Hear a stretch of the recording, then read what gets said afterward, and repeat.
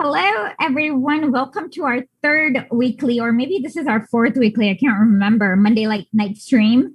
We still have not named it yet because we don't know what to name it. And today we have my dad, who's right next door. Well, he's virtually next door. You can see him. His name is, well, it's kind of complicated in that in South India, they don't really have last names, but don't worry about it. People just call him Dr. Swami, and he's a professor of finance in Western Michigan University. So welcome. Oh, thank you. So how are you doing today?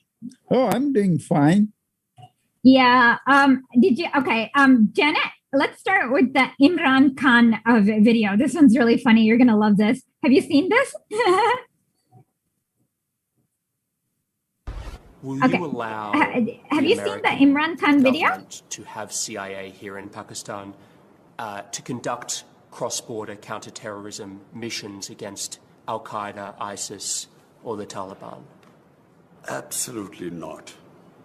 There's no way we're going to Seriously? allow any bases, any sort of action from Pakistani territory into Afghanistan. Absolutely not.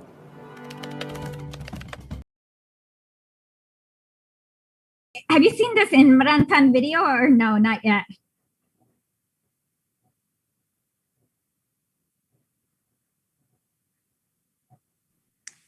No, I haven't seen it. Okay, so what happens is that they basically, this Western journalist asks him if Imran Khan, who's now the Prime Minister of Pakistan, whether he'll let them do operations from the border with Afghanistan, and then Imran Khan says, absolutely not. And I'm like, what kind of, like, who would ask that? Even if he were doing CIA operations, like, why would a journalist ask that? Right? Can you hear me? Can you hear me? Hello? Anyone here? I guess he can't hear. Yeah, I can hear you, sir. Okay, so why would it? Yeah, so I guess since you were a cricket player, you have followed Imran Khan for a while. So can you tell the audience about his cricket playing days? Yeah, he was a very good cricket player, world-class cricket player, and he led Pakistan to World Cup. In 1992, right? Yeah. Okay, and it's funny because we were in Bangalore back then. I don't know if you remember, but I think it was against, I don't know why, but I remember that final. It was against England, and he caught the final ball that won, right? Did he catch it? Yeah, that's true. Yeah. And he was captain for Pakistan team for a long time. Yeah, he is one of the best Pakistani players that ever played for Pakistan. So he was world class. What about as a prime minister? How do you rank him in terms of Pakistani prime ministers? I don't know. He somehow became prime minister. Yeah. Is he one of the best prime ministers in Pakistan? Because Pakistan was pretty much pro-religious party. So he became the prime minister of Pakistan by manipulating all those things and giving in to all their demands, basically. And because he had international reputation, they made him the prime minister because of his international reputation and connections.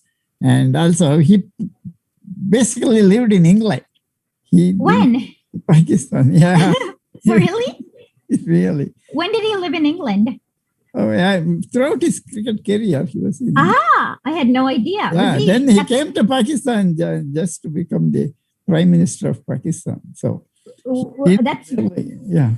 That's really not interested in a lot of local politics in Pakistan, basically. That's funny. Is he? But do you think he's a good prime minister? Like, what's his policies? What do you think of his policies? I don't know. He kind of continues the same policy that military tells him to do. So he's not that Basically, different. Is he different than Musharraf? No. None of them are very different because most of their policies are dictated by the military options. So it's just like you know how when Musharraf was prime minister, the military, the Pakistani military had a large presence everywhere. So it's the same thing. Yeah, because he was military commander who took over from Musharraf. Yeah. Oh, I didn't know that. Nawaz Sharif was the prime minister. And then he did a coup, right? And then coup, yeah. But then I actually think Musharraf in the end ended up being a better prime minister than Nawaz Sharif, right? Yeah, probably. Well, probably because he wasn't blackmailable. I don't know. What do you think? No. Basically Musharraf was from India. He was? Yeah. He got training in the Indian army and that's it. Yeah, then he moved to Pakistan. I did not know that. Army college, he was in army college in India. And was that before the partition or after the partition? Yeah, around that time. Yep, around partition. Okay. So, right. So it's kind of funny because now Western, like, you know how in the olden days, Pakistan was like one of the West's favorite states, but now Imran Khan has gotten closer to China.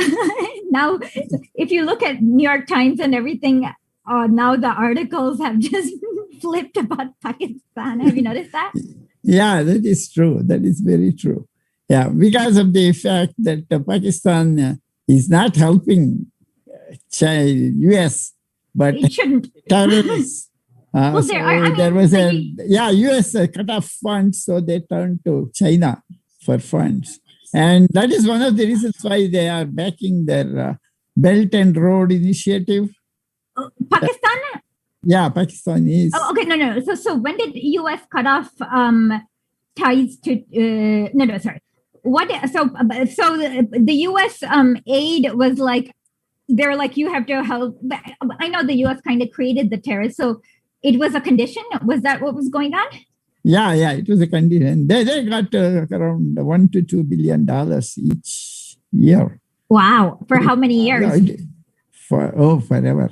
Yeah, forever. Okay, and then I see now Imran Khan, or at least in the military's interest, or whoever's in the interest, it's not in their interest to cooperate with the U.S. anymore. So the U.S. cut off the funding? Yeah, that is very true. And then what happened? Not only that, they actually helped the terrorists. Who? Pakistani army. Oh, yeah. Bin Laden was like hiding in a Batabad for God knows how long. Everyone knows that. But the U.S. Army was also helping them in Afghanistan in the 70s. So it's all like, yeah. That is true, yeah. Yeah. Somebody named it. Okay, Neil Sanger has the first question for you. If you look at all the world leaders and a journalist were to ask him, are you a U.S. comprador clown? Who would answer yes? Okay, of the leaders in Asia, if you were to ask a question, are you a U.S. comprador clown? Who would answer yes? Probably Imran Khan.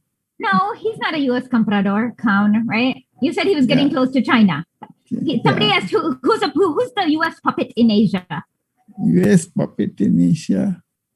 There are not very many anymore. Yeah, there are a lot How come? moved away from. What happened that's different? Probably.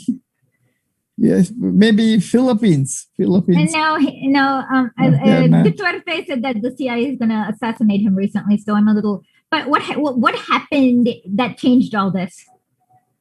That I don't know.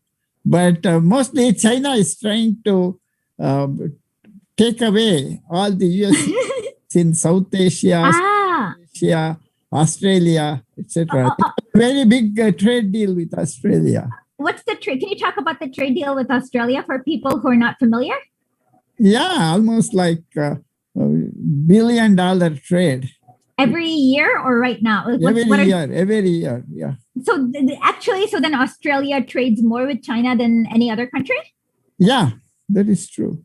Yeah, and also Australia has a lot of these rare minerals, etc. And China's building phones and so they need those minerals, and that's what they're trying to do? Yes. That's very interesting. Okay. So China is buying a lot of gold from us. Okay. Because they want to have a very big gold reserves so that their currency becomes an international currency. Okay. So somebody, think of this as a compliment. By the way, they said that somebody on the chat said, okay, actually, we'll show this later because this is funny. Okay, we'll show this later. Okay, it's funny, but later. Okay, so it's funny. Janet, do you want to, have you seen the Joe Biden clip from last week where he says, if not, let's play this clip because this is really funny. His credibility worldwide shrinks. Let's get this straight.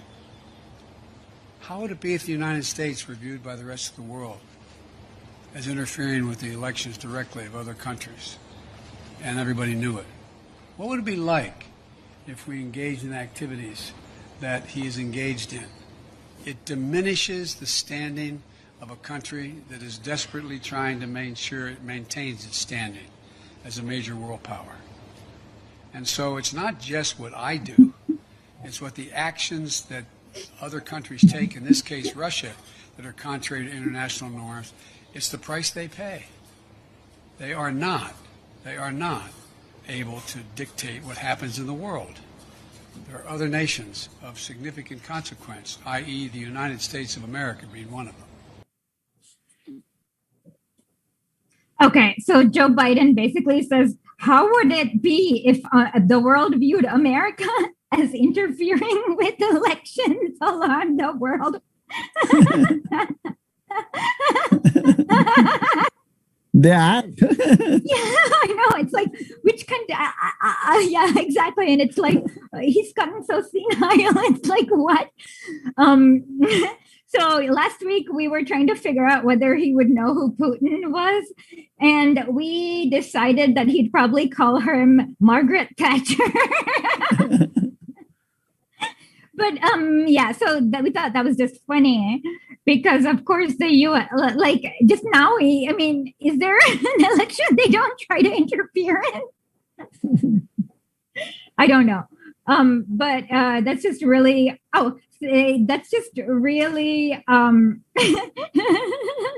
really just ridiculous. So anyways, did you read so anyways, there's a lot of like, what do you call it? Misinformation about what China's trying to do with the Belt and Road Initiative. And it looked like the US, so last week they had the G7 summit. Oh, by the way, can you quickly explain how, okay, so what happened? Okay, so basically what has happened is China has huge foreign exchange reserves to the tune of 3.1. Oh, so they can pay off the IMF anytime. Yeah, they can play with that money and gain influence. In the US, okay. The countries like, for example, Ceylon. Ceylon is Sri Lanka. Yeah, Sri Lanka. They want to develop their ports. Okay. Like Hamban, Tota, and Colombo. Hanuman Kota? Yeah, Colombo ports. And they usually give financing because they have huge reserves. They can afford to finance, whereas USA has only $129 billion in reserves. Even that's a big amount. Wait, but the US government can print their own money. So why does the US reserve matter? It will. Foreign reserve. Yeah, because so US needs. Okay, I see. So so the US government has reserves in like euros and Chinese renminbi and Indian rupees, so they can play them. Is that what they're doing? Yeah. So they have less foreign reserves than China does. Yeah. Even India has higher reserves. India has the fourth largest reserves, like $600 billion. In US dollars or in what currency? US dollars. Ah.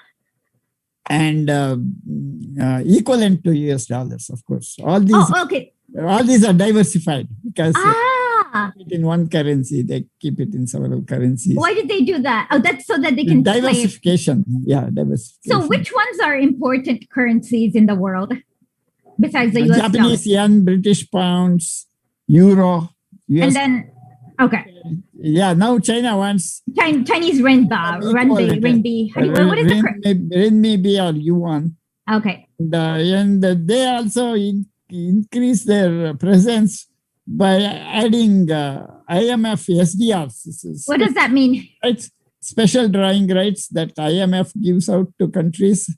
Okay. Can you talk about what IMF SDRs are? Yeah, SDR consists of US dollars, euro, Chinese yuan, Japanese yen, and pound sterling. So it's a combination currency, and they use it to help different nations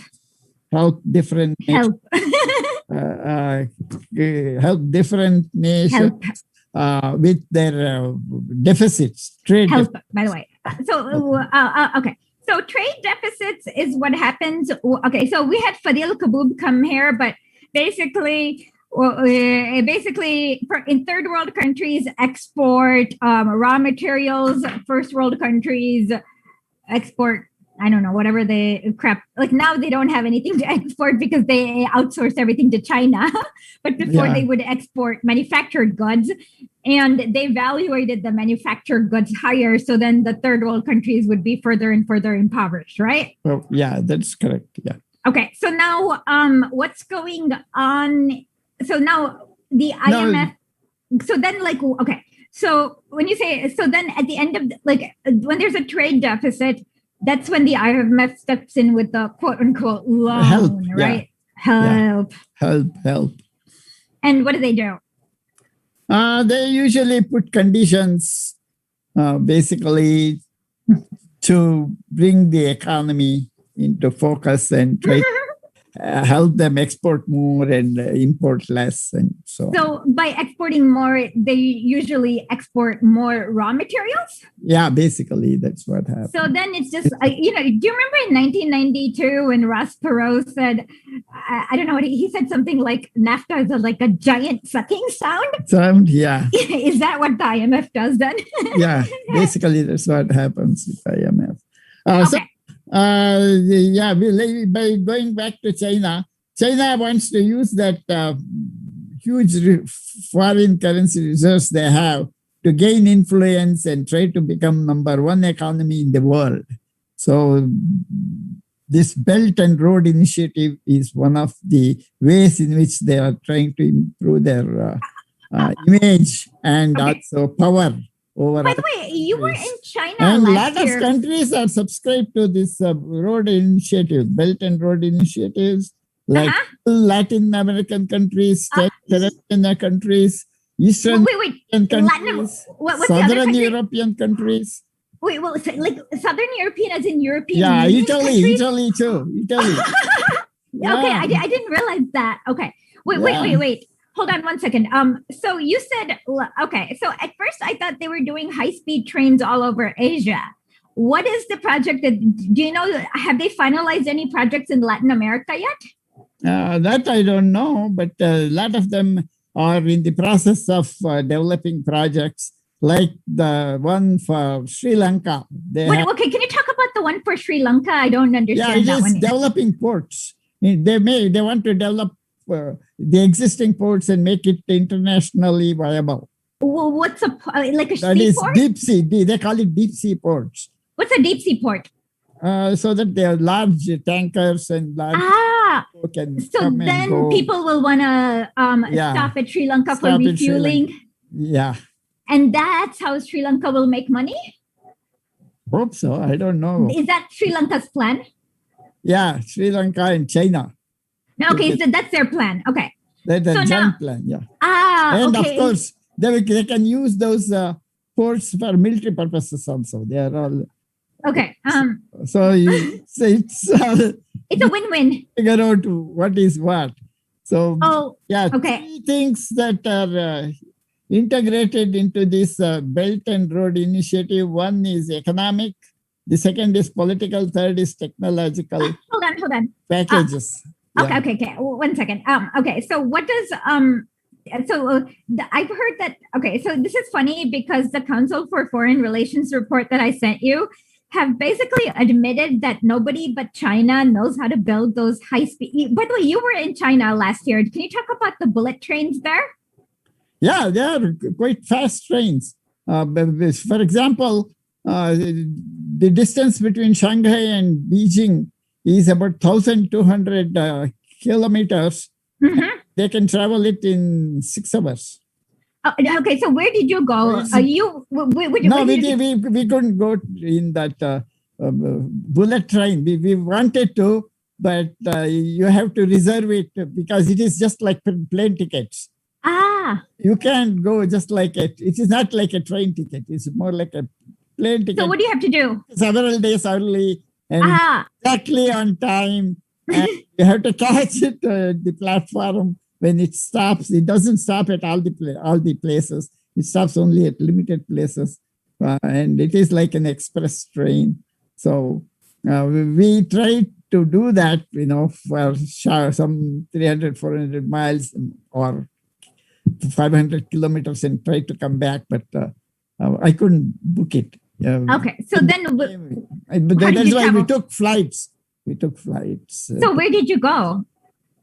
We went to Shanghai and Beijing. Okay, and what was the city you were in again? 2 separate weeks. We were in central China, the Guiyang. It's a pretty big city. So it has a big airport and all. From there, we could get direct flights to Shanghai and direct flights. Okay. But the idea is that instead of the airport, you can actually just take the train. And if you instead of the cost, whatever they do at the airports, it'll be the same time, right? Yeah, and or a little faster, but you go. Yeah, it's better because you can see the scenery and all while sitting in the train, whereas you just fly when you take the plane. So okay, it's a little bit more pleasurable if you think so. Okay, this is really funny because the Council for Foreign Relations are these like psychotic neocons like Dick Cheney and their friends, right? Yeah. What's that sound? Okay, it doesn't matter. So they had a report where they were panicking, and then they said that apparently in 1993, USA is trying to dissuade other countries from it. No, but I don't know. But they don't have the package. So because of the $1 trillion difference between the $3 trillion versus 129 billion, there's no economic match. Yeah, no. They've also admitted in this report that they don't have the technology to actually make high-speed bullet trains like this. No. The high-speed bullet trains, they stole it from France.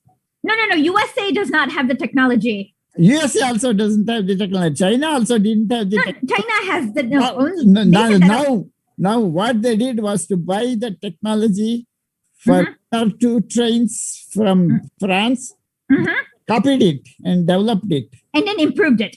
Yeah. So basically they stole it from... Well, it's not stealing. Come on. Kind of stealing. Yeah. No, it's okay. Whatever. Let's not talk about this. So then the first part is really funny. Janet, can you put up slide 1?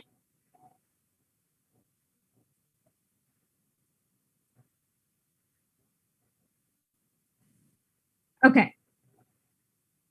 Yes, please. If these U.S. allies were to turn to BRI to build critical infrastructure, such as power grids, ports, or telecommunications networks, it could complicate U.S. contingency planning and make coming to the defense of its allies more difficult. So by allies, they mean people like Saudi Arabia, UAE, other despotic people. So here the USA is complaining literally that if China builds China builds these infrastructures, it'll be hard for USA to do more coups. Right? Defense of its allies. Like, why would you need to come to defense of its allies? Who are they protecting? Their allies are Saudi Arabia, Israel, all the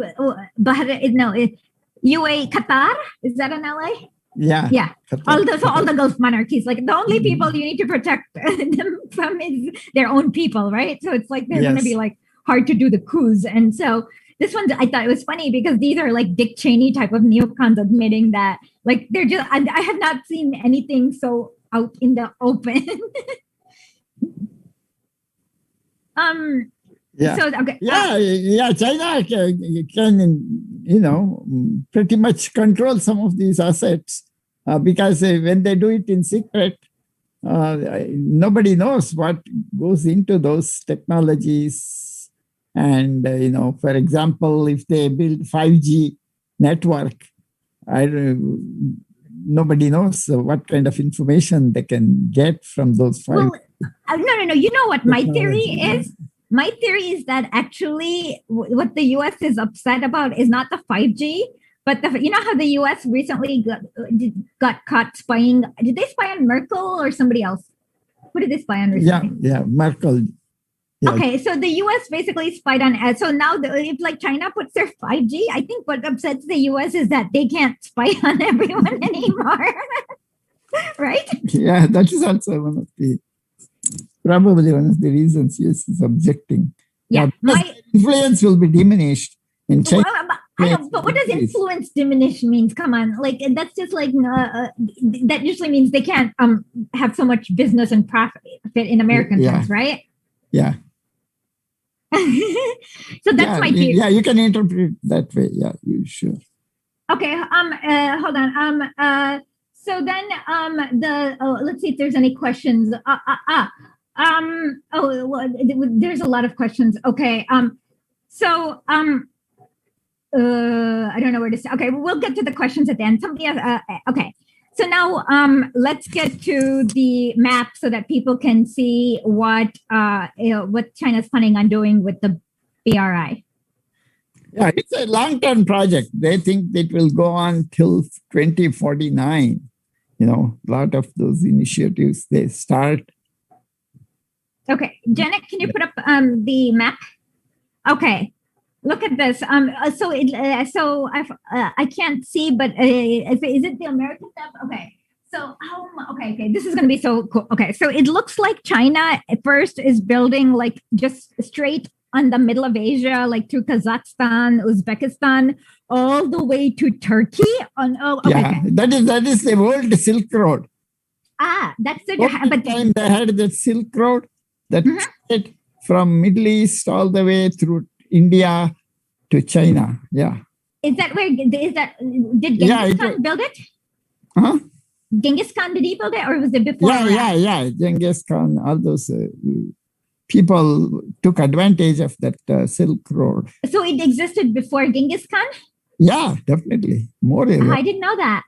Oh, yeah. It existed for thousands of years. Yeah. Okay, so it looks like so the last stop looks like it's in Ankara, Turkey. What is the city that's most? No, it connected a lot of territory.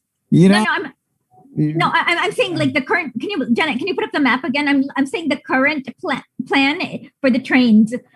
It goes. What's the city most east in China? I can't remember, but from that city, there's almost a straight line that goes to Ankara, Turkey. Yeah. Now it goes all the way to Italy. They have a train. No, they don't have a train yet. I thought they were building the. They have a train from Beijing to Rome, I think. No. They have it. They are connecting it through Russia. And, yeah. So okay, they do have a train. Good. Okay. Yeah, they can transport by train a lot of goods all the way to Italy. Well, you know what's gonna. So then the U.S. can't even like I don't know, like you know how the U.S. with Janet, can you just show up the map but zoom in with Iran, like and Saudi Arabia, that area called the Strait of Hormuz? Just show the map again, and I'll show people what's going on.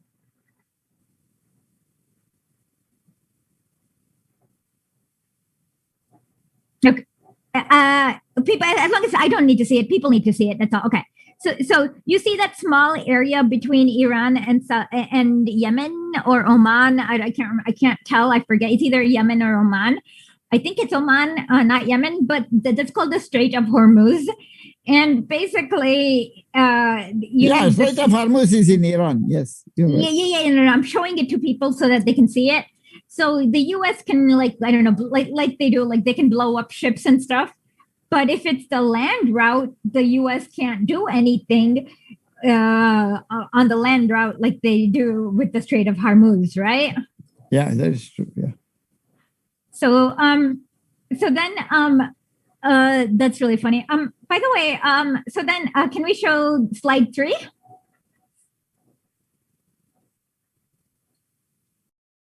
Please. Okay, so BRI is adaptive and responsive to demand. Pulls it expanded into Latin America, not primarily at the behest of Chinese officials, but rather because of lobbying by Latin American political elites. So this is funny because New York Times every week these days has like some stupid article about Chinese economic imperialism. But then here is the Council of Foreign Relations basically admitting that China expanded because the Latin American governments asked them to, which is the opposite of imperialism. So this report is it basically says that there's so like each time they're trying to pull some nonsense about China, and what you realize is there's nothing they can do because it looks like Bolivia's new government, Luis Arce, expanded, and Venezuela and Argentina. Argentina and Mexico too. They've imported a lot of the Sinovac. By the way, you know about this thing?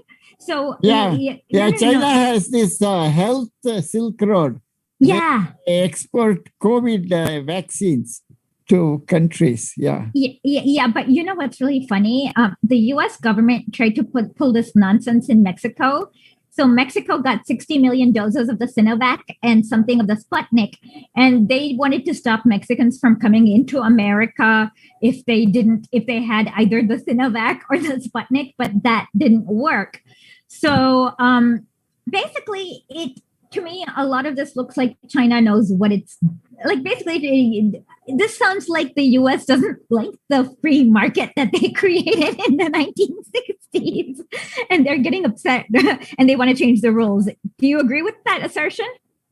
Yeah, that is true. Yeah, and also China is expanding its Belt and Road Initiative to include 5G networks. That they can spy on. Also, Polar Silk Road, they call it, to link China to Arctic and Antarctic. Okay, that's the funny thing that we noticed. I don't know if you remember this, but a few weeks ago they arrested this like right-wing. I don't think you can call him journalist because he was like right-wing terrorist in Belarus. And the funny thing is that then the European Union tried to act pretty stupid, but then Putin said, okay, if you are going to do that to Belarus, we're not going to let you fly over us. But what people don't realize is that basically 90% of the Arctic Circle is Russia. So all flights you basically have to go over Russia's airspace. So then Europe had to capitulate.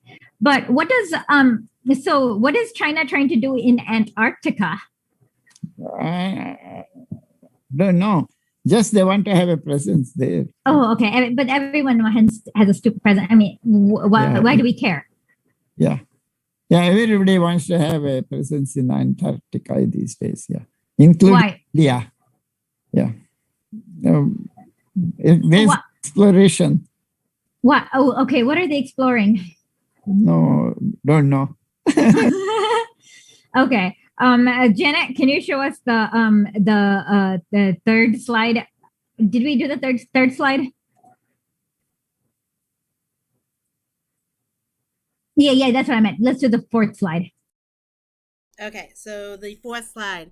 Once a BRI project is identified, the loans extended to host countries are generally made on close to commercial rather than concessionary terms and are not tied to economic or political reform, making them more accessible to states with existing debt or governance issues.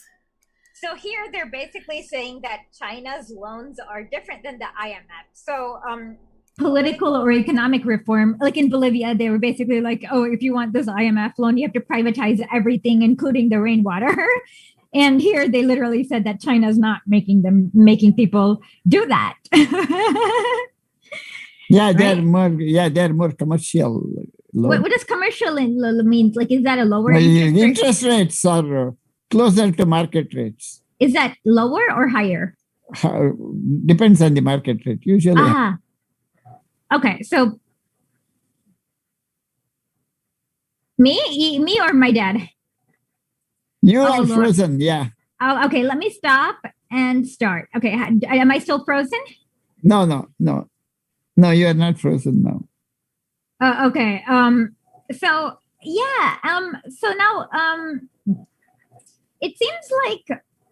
So it seems like to me, it just seems like the Europeans are just crying. Well, America and Europe, you know how like okay. Have you never does England ever? Have you noticed America and England are always together on everything? Like, have they ever done anything not together? Yeah, England is more totally dependent on USA these days. Why? Yeah. Because they don't have the economic power. Their economy is not that. No more looting. You know about the word? You know about the word for loot, right? Yeah. It comes from the Hindi word lutana. And this is my theory, because you know how many words in English come from Hindi, and they all mean to steal. There's lutana, tugi, dacoity. And so I think every time an Indian saw... Thugs also. Thugs, tugi, right? Yeah. So I bet you, and this is how they probably happened. Anytime an Indian saw a British person, they were like, dacoit, tugi, lutna, lutkai. And then those are the only words the British people heard, because they were just stealing everything. That's my theory. And that's why those were the first words they picked up. Ye dacoit hai, lutka hai. Do you agree? Yeah, probably that's how they learned. Because if you notice, an extraordinary number of words in English that come from Hindi are all words for stealing. Stealing, yes. I mean, they stole trillion. No, the funniest is the Queen's. No, I'm trying to figure out, what have they not stolen from India? What do you think? Oh, they have stolen a lot of things from India. Literally everything, right? Literally, yeah. Oh, by the way, I remember you. Okay, I remember you telling me about Kempe Gowda, who was a Bangalore king, and he did an universal basic income. Can you talk about that? Because I think people. Yeah. During his time. Okay, first tell them who Kempe. Hold on. First, tell them who Kempe Gowda is. He's a small ruler in and around Bangalore. Some 500, 600 years ago. Okay, so what happened was he was a partner to Vijayanagara kingdom, which was very huge and powerful. When Portuguese arrived in India during 1492, so they were really impressed by his wealth and power, etc. By Vijayawada or Kempegowda? No, Vijayanagara. Oh, Vijayanagara, okay. Empire in the southern India. And later on, what happened was that Kempegowda was a small king associated with them. And there was a big famine, year, that's what they say, 12-year famine that hit Bangalore. It lasted 12 years or it comes every 12 it years? lasted 12 years. Okay. So people were literally starving to death. So what Kempegowda did was to give all his gold, print gold, convert all his gold into gold coins, distributed the entire amount of his treasury gold to people so that they can buy. So it was like a universal income? Yeah, universal income. Just like now they are doing during the COVID. They're giving money to everybody, right? He did 600 years ago to ward off famine. And did it work? 600 years ago. Did it work? It did work. To the extent, Okay. Work, but unfortunately, during that time, Muslims banded together and tried and destroyed the Vijayanagara Empire. Oh, okay. But then, and that's how you got the Karnataka Empire. That's when the Nizam. Then there came this Wadiyar Empire. Wadiyar, okay. And then the Nizam of Hyderabad? Yeah, Nizam of Hyderabad, all those people became more powerful. Oh, okay. That's very interesting because it's kind of funny because there's so many ancient things in old India that people are just rediscovering in the West. Have you noticed? Yeah. And so this one's very interesting to me because you hear all sorts of really stupid things about UBI, and it's like when you show them it's been tried over and over again. There's you kind of can ignore all the stupid stuff, right? Yeah. So they were quite knowledgeable kings who did take action to ward off people's suffering. Yeah. Okay, well, for me, the most impressive one was in Mysore. Tipu Sultan had invented these. Okay, actually, in the Star Spangled Banner in the America, you're like, how does it go? And the rockets' red glare, bombs bursting through the air. Well, those rockets, the British got them from Tipu Sultan. So Tipu Sultan was the last kingdom to be conquered in India, and they had invented these rockets that would go whoosh, about 3 miles away and just hit a British troops, boom, 3 miles away. And the but then when is it Srirangapatna? Is that his capital? Yeah, Srirangapatna. Yeah. Yeah, when his capital was then when they killed him, and then they looted those rockets. That was the rockets then that they used against America. So it's very funny. But yeah, he had invented, not him, but people in the state of Mysore had invented these. Those were the world's first rockets that they actually went 3 miles at least and went boom. And the British had never seen this because British explosives, you had to make eye contact. And this one was the first long range missile. Yeah. Yeah. So it's really very what happened. The war technology was very primitive. Like guns, you had to. British technology, until they went and colonized India and China, and they got the good technology, right? Yeah, better. They used all those things, powder and all.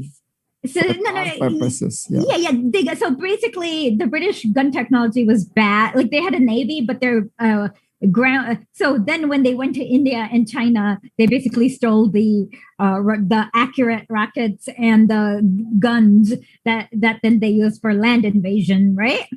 Yeah. So it's really funny because I'm trying to figure out it's really weird. It's kind of funny because how I'm learning Russian, and so we were having there was this one section we were talking about museums, and my Russian teacher asked, "Where are which museum is India's national treasures in?" And I said, "The London Museum," and he laughed hysterically, but it's true. It is true. Have you been there? No, we have. It takes months to visit London museums. Yeah. Okay. To really go and it takes months. I'd be so angry. Do it looking. in one day, but you won't see anything. Oh, okay. Okay. So you take. Okay. So yeah.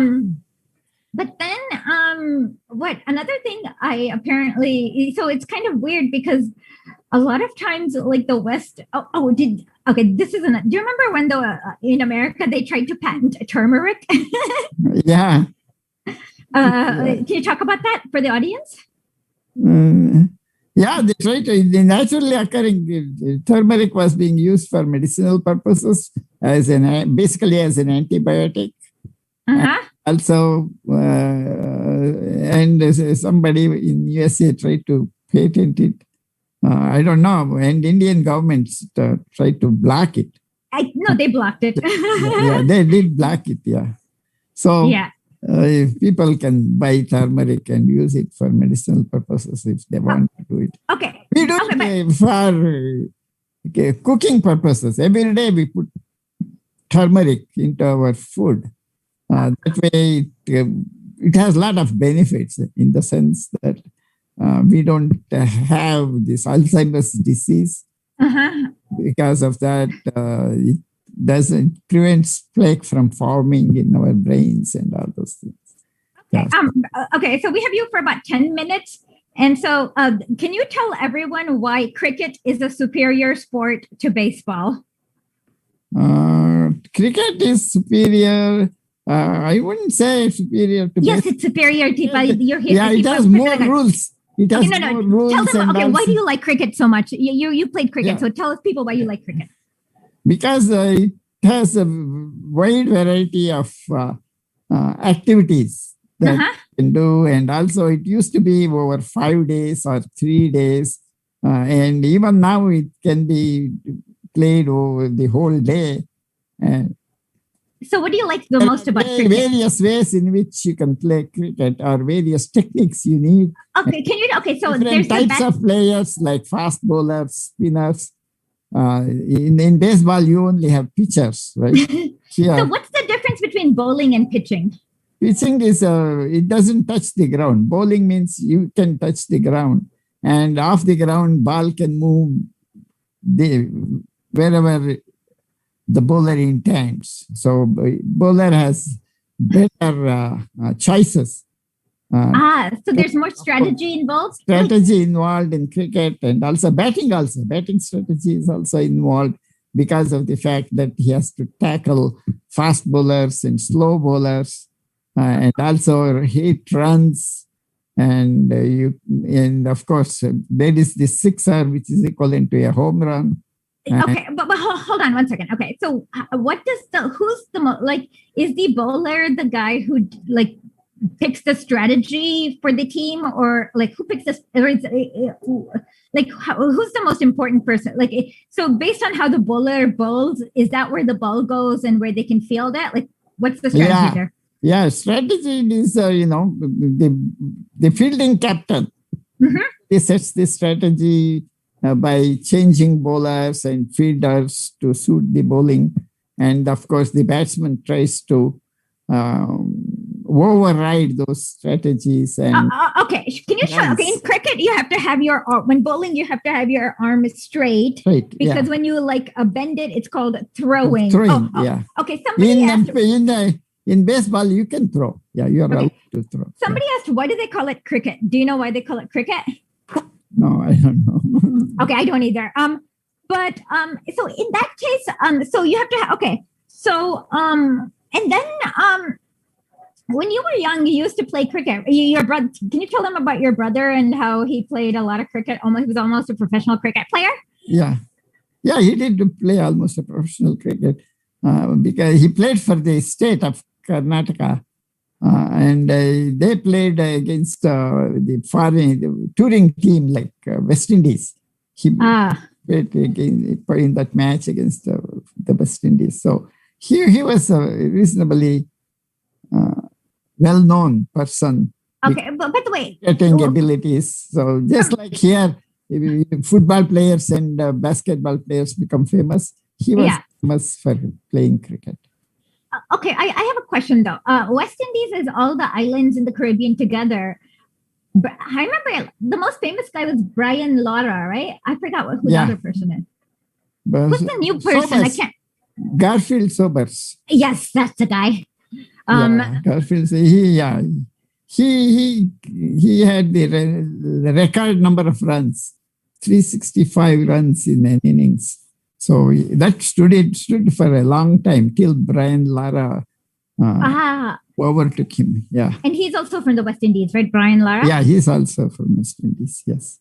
Yeah. It's kind of funny. West Indies are good team. But the problem nowadays is a lot of these West Indies sports talent is being recruited by USA. So a lot of them are left for playing cricket, etc. Yeah. Well, nowadays they're doing a lot more track and field, like Usain Bolt, and so, or were they always strong in track and field? Yeah, that's right. Yeah, they're very strong in track and field. Yeah. Yeah. So now, Janet, let's get to. Wait, did I send you? No, I forgot. Did I send you or not send you the screenshots, Janet? Okay. Okay. Let me send you this. Oh boy, I forgot. Okay, this is really funny. Oh, okay. Hold on 1 second. Okay. Okay. Okay.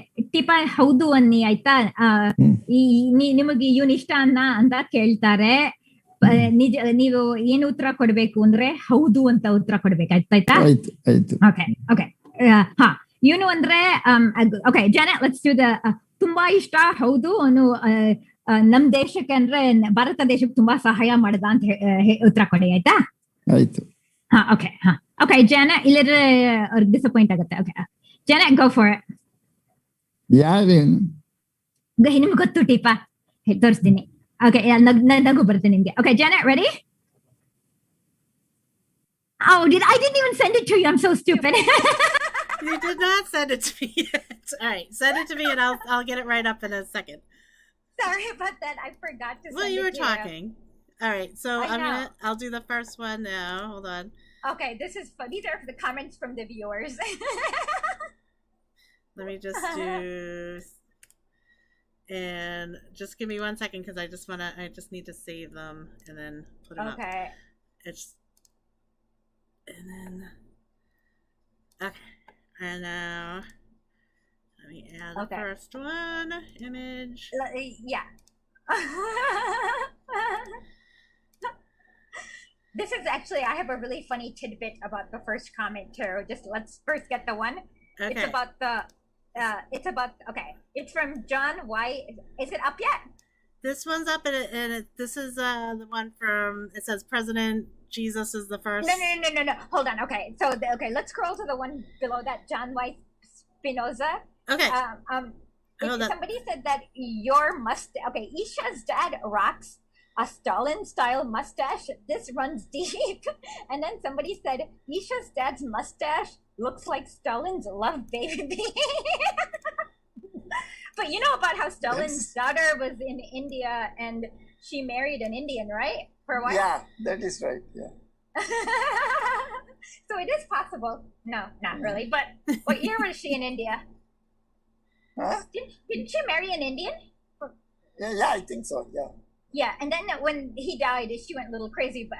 But so I thought we just thought this was really funny because it is possible because Stalin's daughter, Alicia, whatever her name was, she was in India for a little while, right?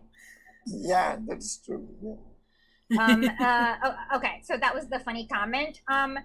Anyways, are you working on a book, a paper? Are you teaching or just relaxing for the summer? No, I'm working on the paper. Which one? Regarding bonds. What? Which country's bonds? Yes, bonds. Yeah, corporate bonds actually. Okay. Well, in that case, I guess we'll talk about it in a few months. Thanks for joining us. I hope everyone had fun.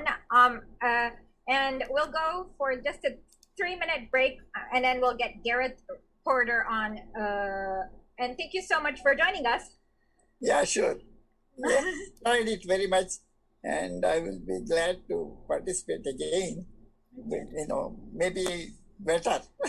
Okay. This is my first experience. I will be able to portray better next time. Okay. Okay.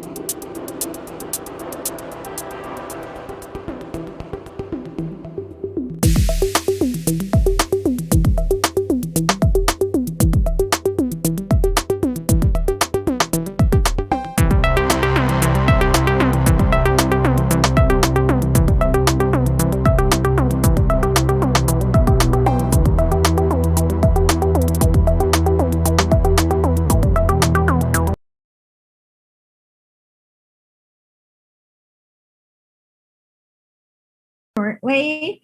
So I thought we'd talk about, I don't know, what do we want to talk about? I don't even know. Oh yeah. Oh, yesterday, Secretary Blinken, he had this really weirdly worded statement where he claimed that his alleged parents were rescued by the U.S. GIs in Auschwitz, which is a complete lie. And yeah, but then he was technically allegedly rescued from Dachau or Dash. I don't know how do you pronounce that. It's Dachau. Dachau. Okay, yeah. Dachau. And so yes, but that whole that was just weird stuff. And then I realized. So apparently, he also claimed that his stepmother Vera Blinken was a victim of communism. Oh, Lord. And guess how she was victimized by communism? She was a Nazi? No. This is I don't. She was too young to be one. Oh, all right, okay. So her dad owned a bank, and those mean communists came and nationalized his bank. Oh no! Oh, poor bankers. And then, so I read some pages in her book.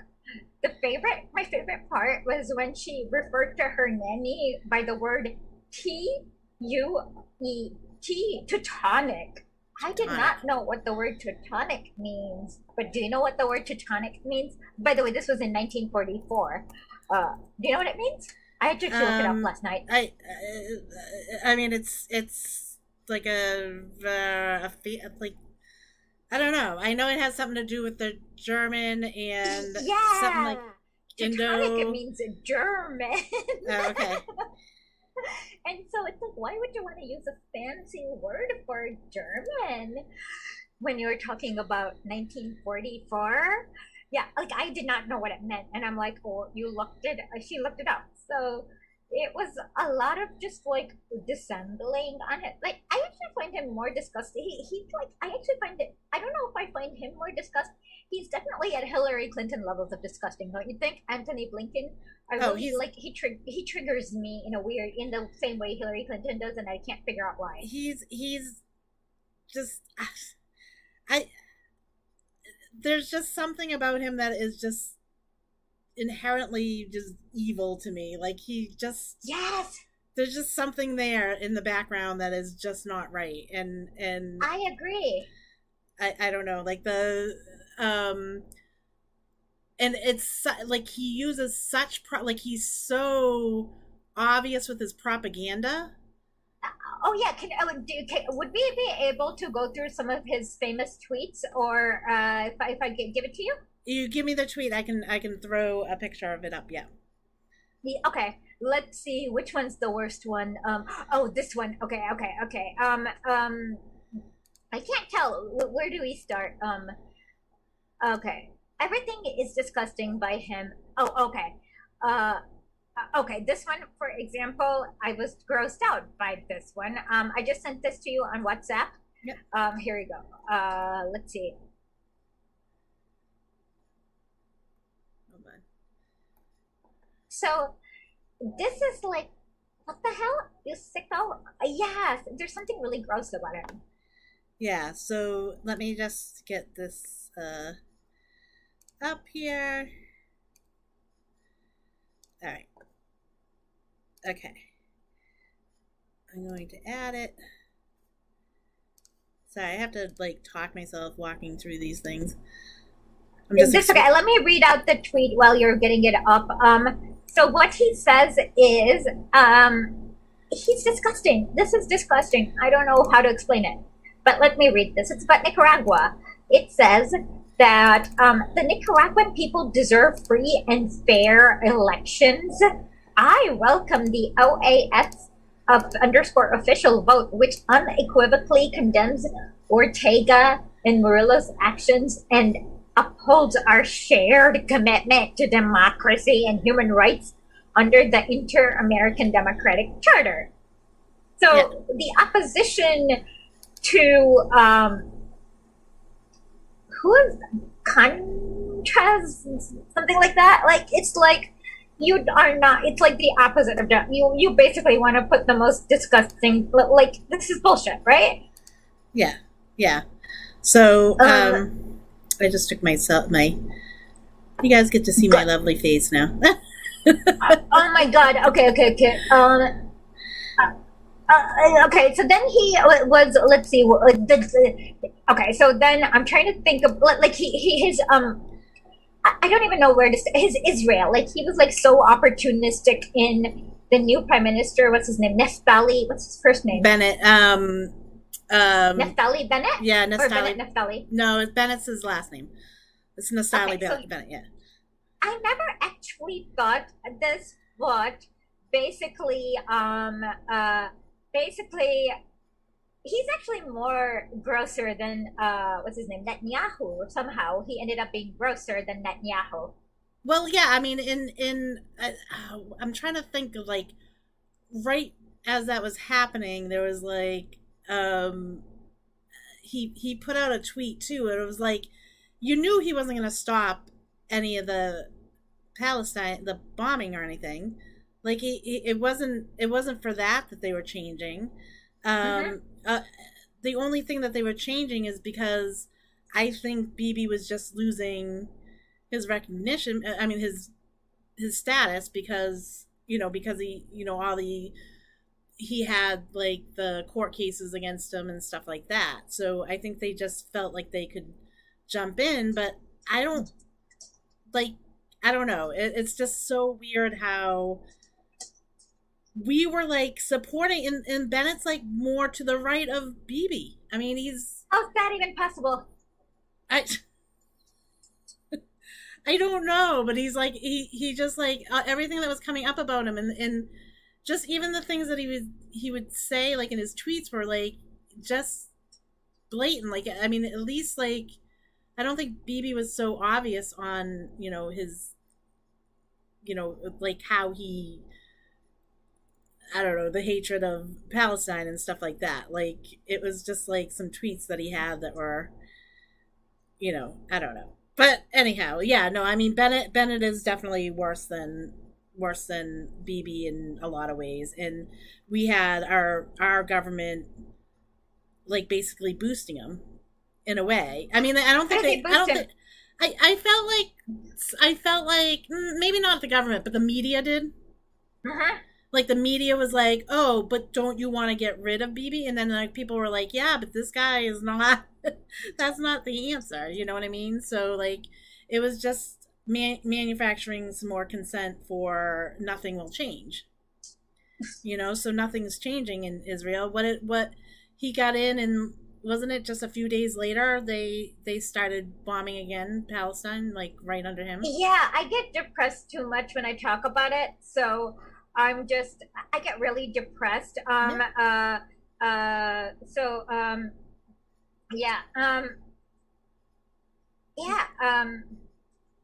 Move to a different subject.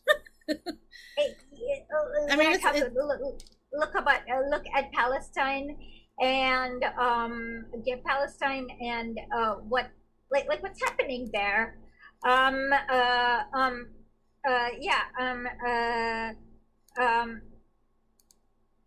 So it's very depressing. And for me, it's also okay. We were trying to bullshit you because we're still waiting for Gareth Porter to come. I'm sorry, just wait. Yeah, we didn't really have anything prepared. I'm texting him. Yeah, we're just waiting. We're sorry. We'll get somebody on, even if he doesn't come on. I know I wasn't prepared for anything, so. We're just bullshitting you. We're just talking. What else was going on today? What else did I see today? What else was out there? Crazy, like. Wow. I don't know. They were talking about the COVID stuff, and that we're pushing forward with the COVID stuff, and people are just like not even. I went out this weekend, first time forever that I went out, and I went and saw my cousins, and I purposely made them go to a restaurant that I knew does very low lunch business because I didn't want to be around people. And like even they were just like, oh, well, yeah, but we're fully vaxxed. We don't need, we don't have to worry about this. And I'm like, you still need to worry about it. Like, I'm like, it's not like, I mean, I get it. Like people that are vaxxed are going to be able to fight it off and stuff. But like, I hear the crap with the long COVID and stuff like that. I mean, this is stuff. I'm disabled. I have a crap load of different diseases. My body's lovely that way, and I have something called like MCAS. It's a high allergen response, and so people are like describing what they were getting from the vaccines and stuff, and I'm like, well, that's that's kind of similar. Like, it makes sense because my body goes into hyper overdrive to fight things off. So it's kind of the same thing. So, in the meantime, my cousin's sitting there telling me how horrible her niece had through the her daughter had through the vax. And then she's acting like she's like, oh, and everything's okay now. I'm like, yeah, I don't like, you still want to be a little wary about it. So I don't know. Yeah. You might be frozen again too, by the way. Okay, I don't know what to do now. Should we wait, or I don't know, or should we reschedule? I don't know what to do. I've never had this happen, and I've been texting everyone to be an emergency guest, and I don't know if we'll get anyone. I know. I just thought if you and I had something prepared, maybe next time I'll have to make sure we have something on the back burner if we have to. Yeah, because we don't want to bullshit you like this again, which is really weird, but we are bullshitting you, and I don't know what to do. I don't know. You want to give them 5 more minutes, and then let's give them 5 more. Okay, is it okay that we bullshit you guys for 5 more minutes? I don't know how to bullshit. Like, okay, well, let's see. We're not very off the cuff kind of people. Yeah, we're not. Both you and I are researchers, well, so we are off the cuff, but it has to be more casual. Like, it has to be like when we're talking together. Yeah. And so let's see. Who can we? I've been texting everyone I know, and let's see. Maybe Steve Grumbine. Okay. No, he's sick. Let's not do that. Okay. I'm just gonna text random people.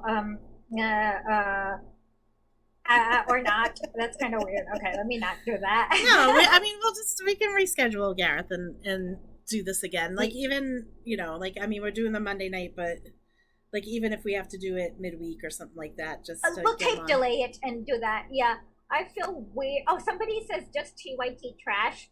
Update on Belarus or some recent coup. Okay, Peru's having a coup. Belarus, I forgot.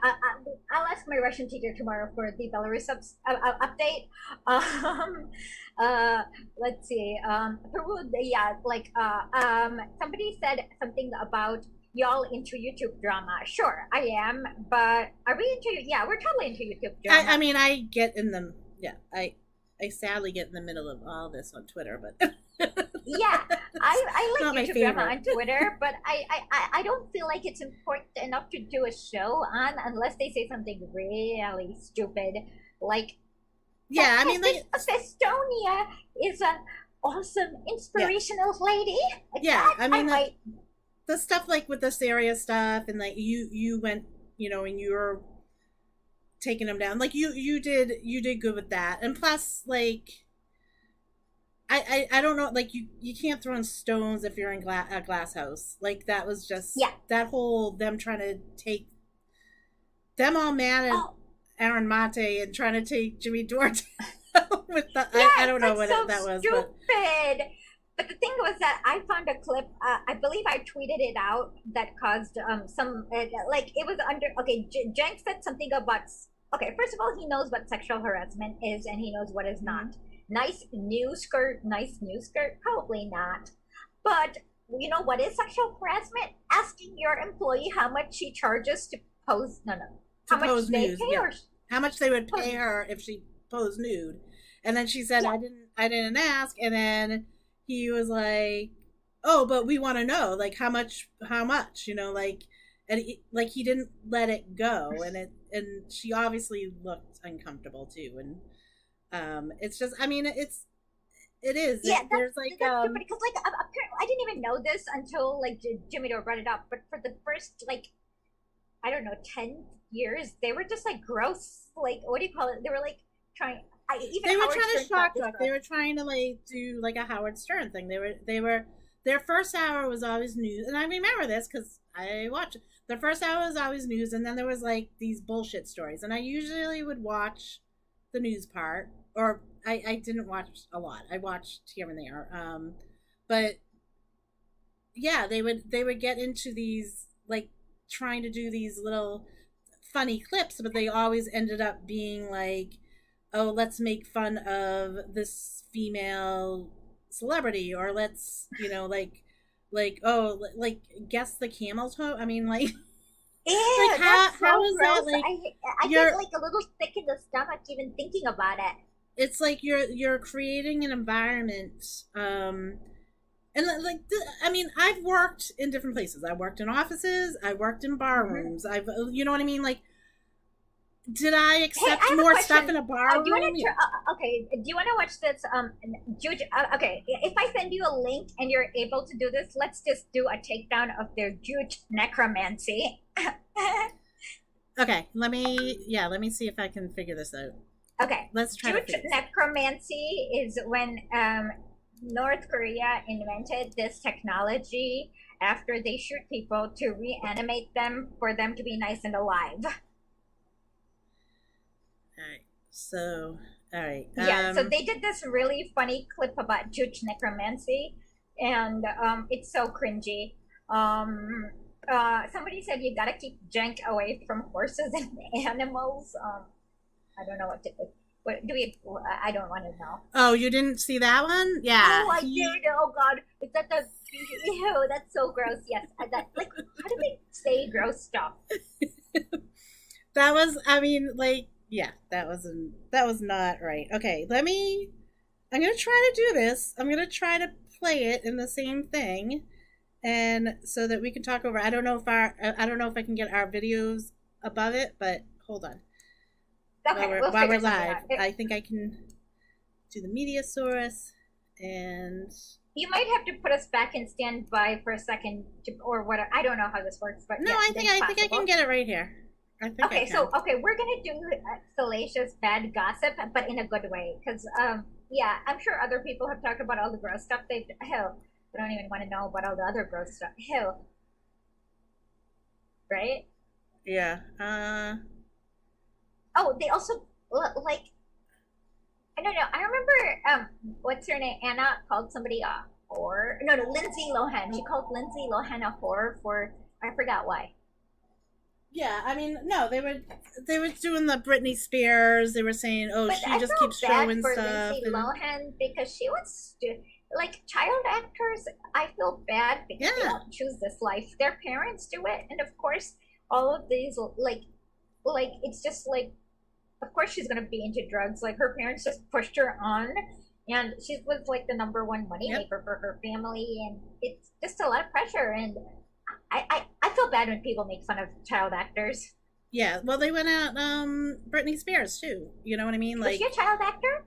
Yeah, she was Disney. I forgot about that. Yeah, poor thing. Yeah, I felt bad for them. All right, I'm gonna play the video. I think. Okay. Okay.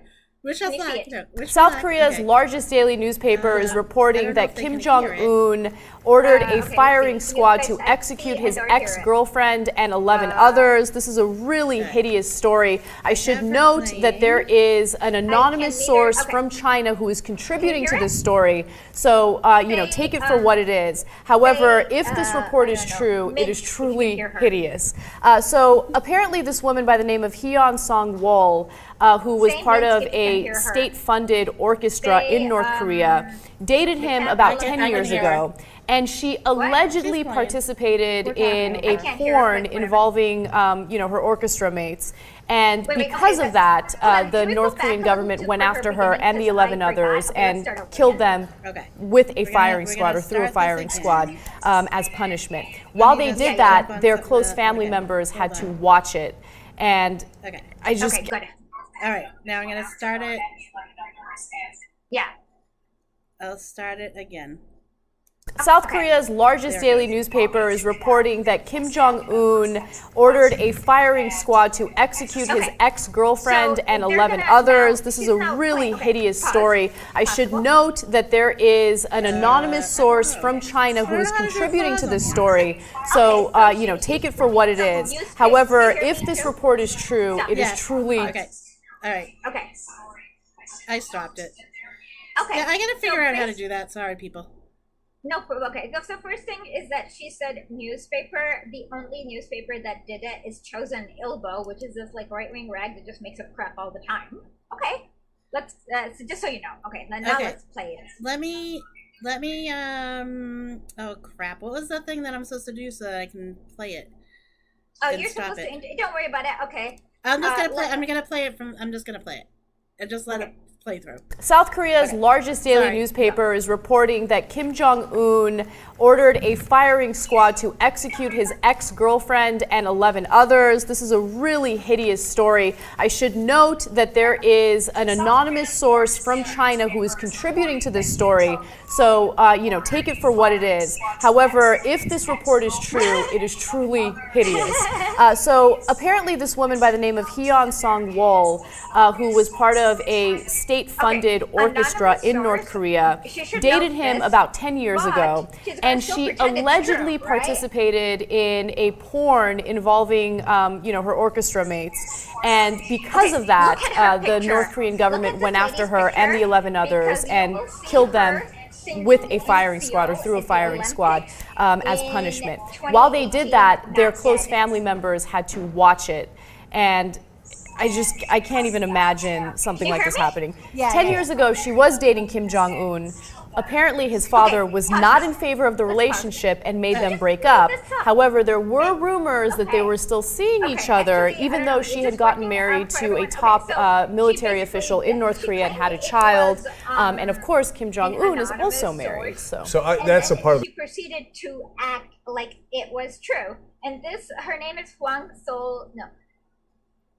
Whatever, Hwang Sol-ju, she's from the Moran Bang band, which is really cool. And but she's just gonna pretend that it's true. Yeah. So actually, this is probably. Let's actually. Yeah, she's just gonna pretend it's true, but she's not dead. Just Google Moran Bang band, and you'll see her not dead, playing instruments and singing. Okay, go on. It doesn't. My problem is every time I start it, I have to start from the beginning because I don't know how. Oh, okay, never mind. Okay, in that case, we'll figure something different out. Yeah, no. Okay. At some point, we'll need to. Okay, in that case, figure that out. We're gonna have to pause this takedown video for next week. We promise. How about this? We promise to do this takedown video for next week. How about that? Yeah. You said you never put out our Emma takedown video. Because I have not edited yet. I have ADHD. Okay, I need a babysitter who wants to volunteer babysitting me. I usually end up babysitting you, but I think I need like 5 people to help me. Yeah, somebody volunteer to babysit me, and I'll do the Emma takedown video. Yeah, no. Who's gonna be my babysitter? I need a babysitter. If you want more content for me, you have to volunteer to be my babysitter. And if you're gonna be my babysitter, I can get like shitloads more content. Yeah. It's anyone who wants it, like DM Janet about being my babysitter. I'm at Lumpy Lewis with an H. Yeah. Yeah, okay, so you're gonna be if you want more, I can I can turn into like a machine with content if you are my babysitter. So yes. I just need an ADHD babysitter. So with that, follow us on. Babysitting entails being on a Zoom call and making sure I'm on task. Yep. Yeah, that's all. Just telling her to keep doing stuff and then helping her. Well, I mean, sometimes you ask me to grab you something. Yeah, okay. But mostly it's about reminding me to finish tasks. She usually has everything. It's pretty easy. Yeah. Yeah, I just need like somebody to sit with me and say, hey, can you get me this video? Can you put this video up? Can you cut it? Yo, hey, do you want to finish your Bolivia piece you've been working on for over a year and a half now? You should totally. That would be You've gotten all the documents you need. You FOIA'd this, so you should totally finish it right now. Go finish. Okay, how many paragraphs? Kind of like that. That's what you need to do to be a babysitter. We'll get you there. We'll get you there. But yeah, so I don't know. Yeah, we'll maybe pre-record Gareth if we have to do that, and then we'll get him next week. And follow us on TikTok, please. We're gonna have our merch store. If I get a babysitter, we can even have lots of merch, lots of good things. I just need a babysitter. And so with that, we're gonna get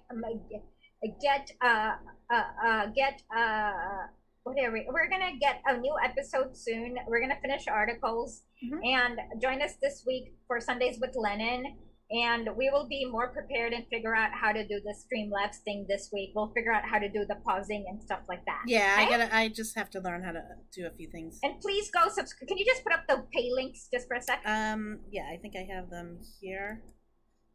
I think these are the right ones, but well, okay, if Caleb invites me, I can go on his show. He hasn't invited me yet.